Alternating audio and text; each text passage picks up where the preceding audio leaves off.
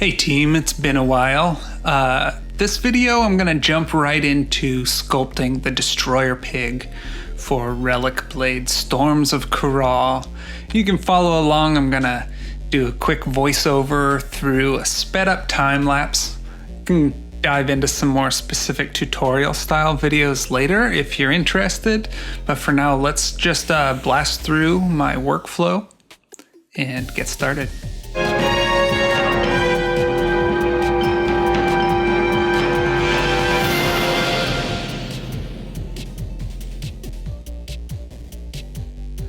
So here I am setting up my workspace. I start by selecting a base that I know is about 25 millimeters, and then adding a sphere, which will be the basis for all of the subtools I add for the basic shapes. And then I duplicate that sphere, pull it up, and start working on the torso of the figure I'm working on. I'm pretty familiar with this character and the anatomy for them, so I jump straight in and block out some of the basic stuff. You'll see that I'm working in a relatively low resolution with the Dynameshed shapes, and that helps me make big changes with very little effort and to define the shapes more easily. The higher resolution stuff is going to be like a much softer, more detailed material, whereas with these very low resolution shapes, I'm able to crinkle it into a general shape a lot quicker without fiddling with too much detail, because this is not a time for detail. This is a time for figuring out the shapes, the scale of things, and blocking in the major forms for the figure.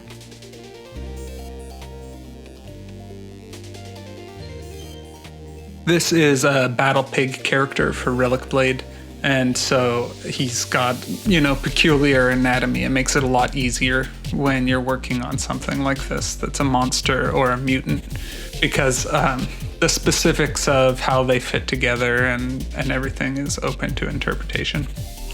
Now that we've gotten through those early steps, I'm increasing the speed of the video, so it's going to get a little crazy from here on, but really right away, once I have all the limbs, I start posing the figure. I prefer to work on the actual details as the character is posed. That way I'm able to, sculpt musculature and everything in the pose, which muscles will be tight and tense and bulging compared to which ones will be recessed, and all of that will be related to the final pose. So I try and get it in pose right away. There are better ways to make a sword than this, but like I said, I'm basing everything on the sphere right now. It makes it a lot quicker. I don't have to fiddle around in settings or search around for different types of subtools. And I'm really blocking things in at this point, so I may not even use a lot of these shapes for the final parts, but I need to get an idea of everything that's going to be on the figure. So I grabbed the sphere and I jumped right in to adding his tartan cloth. It was pretty straightforward to just grab it and use the transform gizmo to just skew everything. Now this is one of the first steps where I start refining a shape. I duplicated the head that was placed in the pose, and I centered it back in so I can use the X symmetry tool. A lot of people will sculpt in a T pose so that you can be using the symmetry tool a lot of the time, but I find there are only a few parts of the body that really need to be symmetrical, and the head is definitely one of them. So I'll often put the head in place, and then when I am ready to jump back in, I'll get the head aligned back to the symmetry point, and then once I finish the head, I can place it back on the figure, replace the low resolution one with the high resolution one. The main tools I'm using are just clay buildup, and then I use trim dynamic to get nice angular planes of shapes, because these figures are going to be produced as miniatures that people paint. So I try and make sure that I have good planes for the paintbrush to hit, for highlighting, for all of that, the techniques that you use when you're painting miniatures. And then, you know, as I'm working and as I have to add things like tusks, I'm just grabbing the eyeball, which is a sphere, and modifying it straight from there. You know, I add details like the eyelid. I find that if I add the eyelid down below, it gives a more angry look than a sleepy look. And you're able to define things a little bit better if you're using separate subtools. So certain things that you don't want, or you want to stand out from the rest as a different type of material, it can really help to use a separate subtool. So eyeballs, for example, you want separate because they need to stay a perfect sphere. They aren't going to be squished and moved around the same way an eyebrow would. And same with teeth. Teeth need to be a hard material. So if you put your teeth in separately, they won't end up getting deformed as you're working on lips, for example. Now, you know, I just move through the figure, blasting through the forms. I'm coming into the low resolution, increasing the resolution. I think I was at like 16 and then I bumped it up to 120 for the Dynamesh. And then I'm going in with the trim dynamic to flatten it and shape the planes that I'm looking for. So like the broader shape language, and then coming in and cutting in the defined details or areas. So I'm using a tool called, what is it called? Heck, I'll look it up, but using a tool to cut in. So it's sort of like DamStandard, and you just come in and draw. You know, I sculpt in a very illustration, cartoony style, less realistic, and so I'm trying to define musculature and define shapes and define forms in the way I would if I were drawing. So kind of like inking, coming in and really getting those defined areas with the line, basically a line tool. And then, it's Orb Cracks is the one I use. It's a custom brush, but it's like DamStandard. And then using the trim dynamic to flatten things out, and using clay buildup to build up the forms. And so those are my main 3 brushes I like to use. But you can see how I do it. I like bulk out the shapes so I get volume. I use the other tool, trim dynamic, to give it a rocky, smooth texture for looking for the planes of as I'm looking for how I want people to be able to paint and interact with those shapes. And then coming in with Orb Cracks to really carve in the details and define the features. And that's my workflow, is often, you know, form, and then shapes, and then really defining kind of more like a line with the Orb Cracks. And I'm able to get in there with the Orb Cracks and, you know, chip in scratches or different material cues, information like tears in the cloth. In this case, I'm starting to work on the hair, bulk out the shape, and then cut in the details. But, you know, clay buildup has this funny, like, square, like, texture to it. And so when you come in later with the flattening tool, you can sort of define those shapes more into like a graphical device, and then take the detail tool to cut in and define your shapes. It's a simple enough workflow for me. It works well for me with a background in illustration and painting, because it's a lot more natural for the way my brain works. You know, different people's workflows will be different, but that's one thing I really wanted to arrive at with this video, is just show how quickly I'm able to go through the different subtools and define things using a straightforward build up the volumes, get an idea of the forms, and then cut in and define those forms. And then the last step, of course, is just always refining. And anytime you're working on a subtool and you notice something else that needs to be cut and changed, you can do it. See, I switched from the hair to the face to cut in around the eye a little bit, switching between the belt and the torso, and cutting and building forms. It's a dynamic process, but I'm sculpting holistically. Like I was saying, I pose the figure early, and I think about the whole thing as a finished product from the very beginning. So even challenges that will come up later with making a mold for this figure, I'm aware of those things as I work it, and it's come with years of experience. But you always have to revisit each of those requirements as you go. Things like the silhouette of the entire model versus making sure a certain type of material is defined from other parts of the figure. So when someone's trying to draw the leather on his belt, it's not blending in too much with other things, and make sure the shapes have a definite form to them based on what material it is.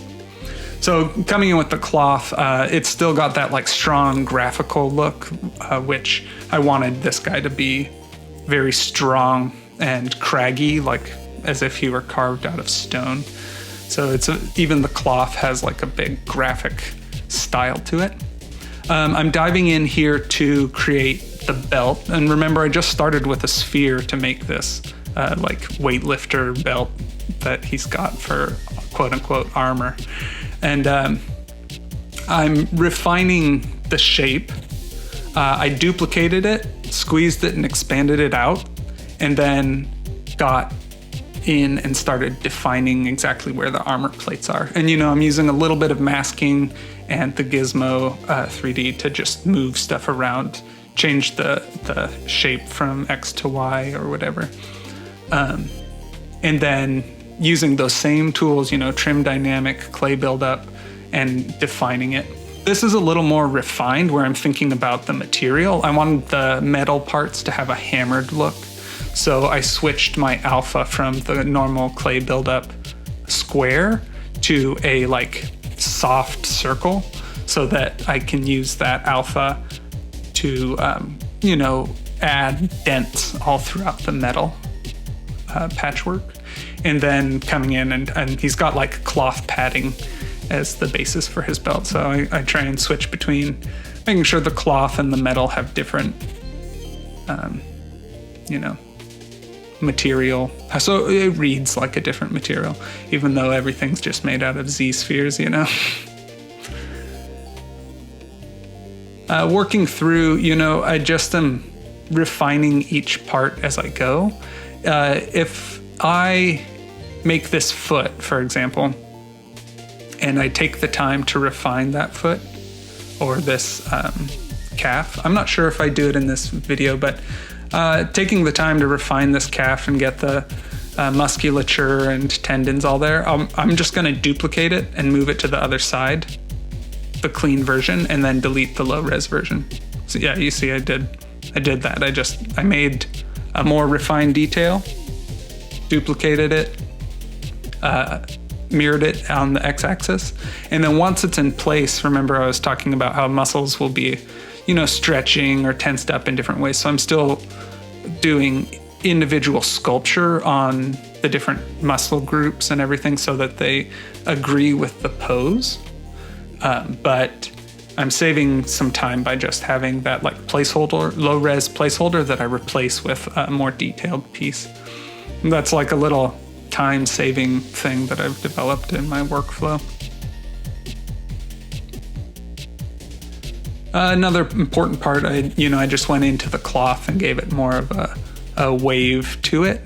The wrinkles, it's such small area of cloth that you aren't going to get like real serious draping effects. And it's supposed to be very heavy, roughly woven cloth, so it's not as delicate as, silk or satin or something. Coming in with this foot, I wanted to make sure the foot was wide enough. I ran into some problems with the other pig feet where they were a little bit too small.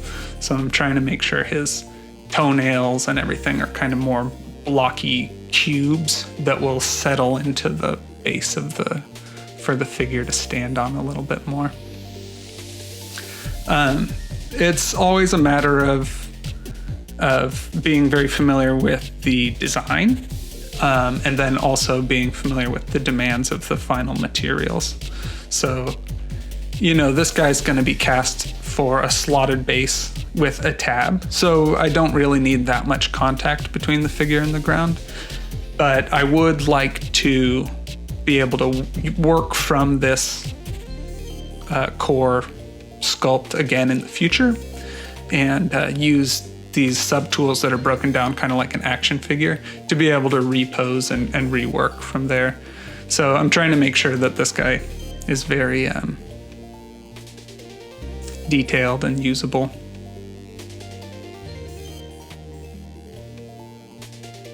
There's a lot of drawing style sculpture that I do. I like to cut in the details. It works well for miniature painting, where you might use a wash or something to just go into the fine recesses of the model.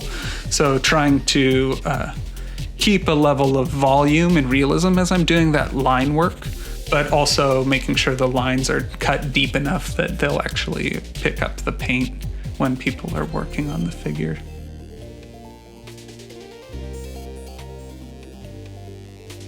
Don't be afraid to adjust things, just to try and make sure the weight is appropriate, make sure the figure has a lot of character. And then also, I was getting in there with the cutting tool in order to just, wedge in some details. He's got some scars, some wounds or whatever. Try and make him a little more dynamic and interesting. Little Easter eggs for people that are painting fine detail versus people like me that just dry brush a figure and call it good.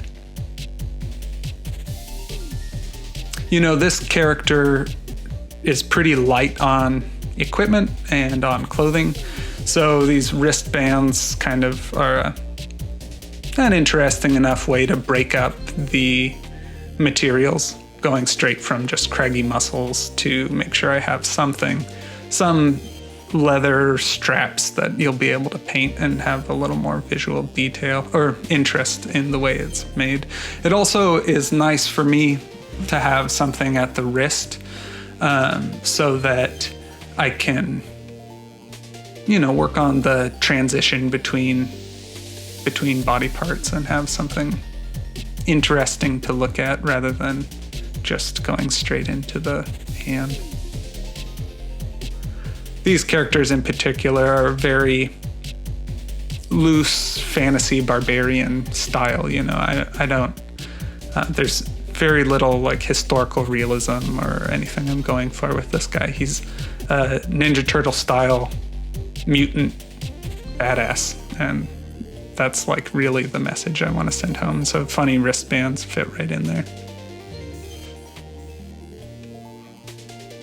His torso's extremely thick right now. I think actually after this video is done, I come in and like do some adjusting once the screen recording was done. But the big part is making sure that I have the muscles layered appropriately. Like the chest muscles being on top of the other muscles, or back muscles layered appropriately. You get some interesting stuff. So here I'm coming back to the sword. There are more clean ways to make a sword, but what I do with a weapon in particular is I'll enter a separate space. I'll duplicate it as a different object and start building out all of the weapon details as a separate, not just a separate subtool, but a separate tool entirely. This is an ancient war blade of some kind that he found. I bet it belonged to a giant originally, but it's not supposed to be a fine weapon. So that's sort of one reason why I'm being very sketchy as I'm working, is it's supposed to be kind of a scrappy, damaged ancient thing.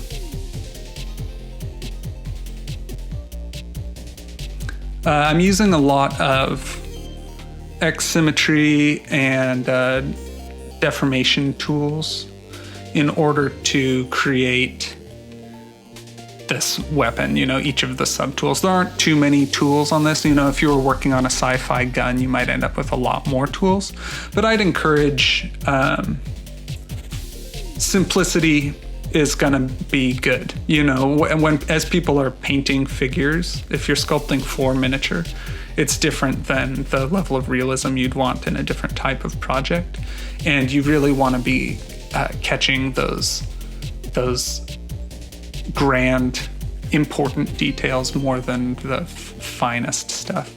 I mean, different sculpting styles or different game universes will have different requirements, but for Relic Blade, it's very important to me to capture more of a comic book graphic style and give people some entertaining stuff to paint without fiddling too much on, buttons and snaps.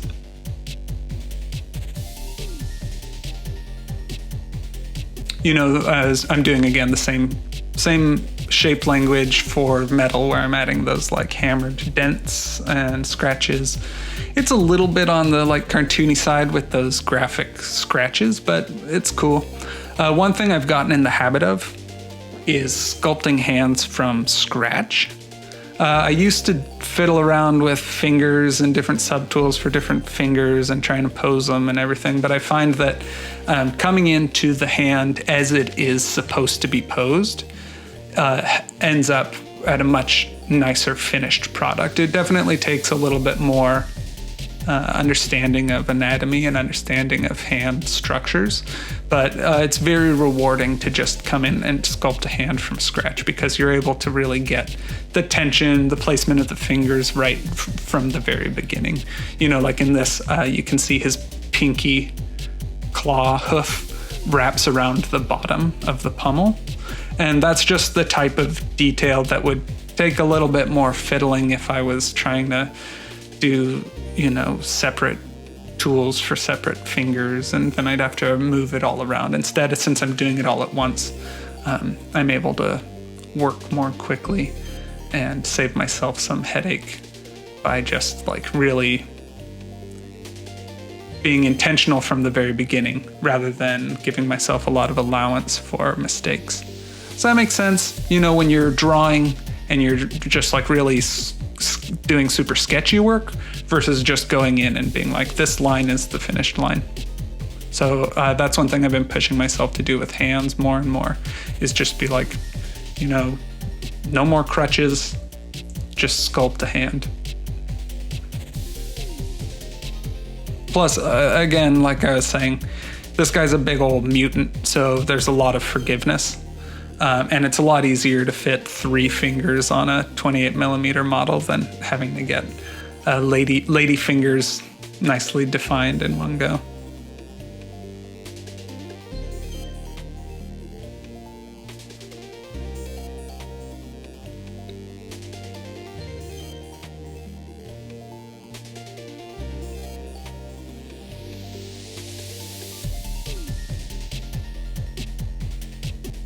This portion is really going throughout the whole figure, jumping between subtools and refining shapes as they relate to one another and as the final shapes and forms relate to the pose. So we're getting a lot closer to the end of the project, as I've got hands in place, I've got all his equipment and everything set up, and now we're just looking for areas that really need to be refined, because there's collision that isn't accounted for between different types of material or musculature that isn't resolved between the moving parts of the posable figure.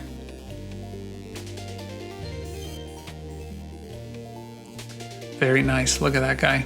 We've got a chunky pig almost ready for action.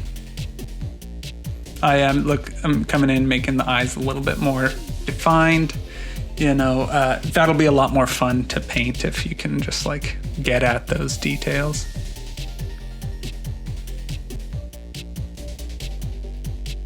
Oh look, I'm messing around with skin texture.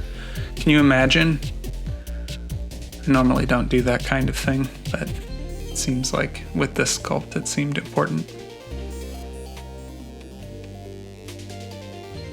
This whole process has such an emphasis on form, shape, and then cutting in those details for essentially a line.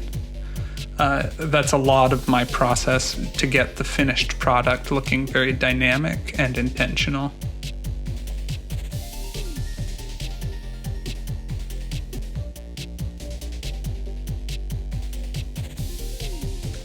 Cutting into the transitions between materials, making sure that the cloth is on top of the muscle and everything is really, really valuable. And that's it. We've got the final Battle Pig Destroyer. So all in all, it was about a 3-hour sculpt to blast through it. That workflow of building out the forms and refining it into shapes and planes, and then cutting in with Orb Cracks or DamStandard to make sure you're getting good, crisp details. I was able to achieve materials for hard metals, muscles, cloth, hair, teeth, everything just from spheres, built in a workspace on top of what I knew would be a 25mm base. And in that way, I was able to jump in and create an iconic, exciting character in under 4 hours. You know, there's a lot of work that happens after this with engineering and getting ready for print and refining scale. But the core work really, with the right workflow, doesn't have to take forever. Thanks for checking out this video. I hope it was sort of interesting. It's been a long time since I've done sculpting stuff, and I really wanted to update my workflow from those old videos. If you're getting into sculpting miniatures, go ahead and drop a comment, and you're welcome to ask me any questions you have. Thanks for checking it out.